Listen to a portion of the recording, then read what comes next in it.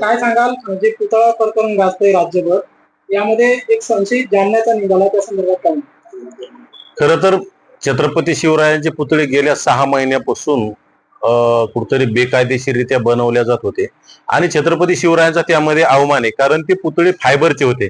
ज्या महान राजाचे पुतळे धातूचे असले पाहिजे ते पुतळे कुठतरी लोकांना गंडवायचं आणि 20-25 हजारात प्लास्टिकचा पुतळा तयार करायचा आणि लोकांना 1-1.5 लाखात विकायचा, हे बनवण्याचा, अशा बनवून लोकांना फसवण्याचा कारखाना गेल्या 6 महिन्यापासून वडीगोद्रीच्या आसपास महाकाळा गावामध्ये सुरू होता आणि तो अतिशय जरांगेचा निकटवर्ती आहे, जरांगेचा लाडका कार्यकर्ता आहे.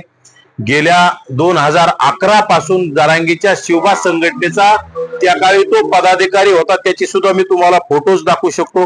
तो पदाधिकारी आहे त्या शिवबा संघटनेचा आणि आज जरांगे तो आवारे, बाळू आवारे गुतल्याच्या नंतर जरांगे म्हणतोय माझा आणि त्याचा काही संबंध नाही, मला माहित नाही.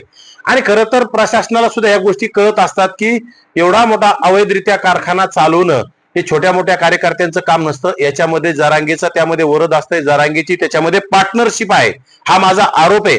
कारण जरांगे आता प्रत्येक वेळी जरांगे कार्यकर्त्याला च्या विरोधात अंगलट आल्याच्या नंतर कार्यकर्त्यांना सोडून देण्याचं काम जरांगे करतोय.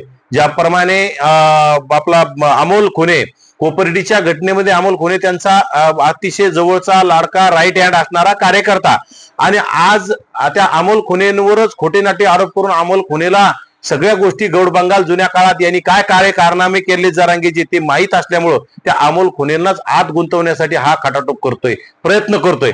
त्याचप्रमाणे आता बाळू आवारे गुतला म्हणजे बाळू आवारेला एकट्याला सोडून द्यायचं, परंतु प्रशासनाला माझी कळकळीची विनंती आहे की एकटा बाळू आवारे यामध्ये नाही, जरांगेची सुद्धा यामध्ये नार्को टेस्ट करा, एसआयटीची चौकशी करा आणि ज्या ज्या गावात अवैध पुतळे बसवलेत तेथील ज्या लोकांवर कारवाई झाल्यात यांच्या सुद्धा एसआयटी चौकशी करणे गरजेचं आहे.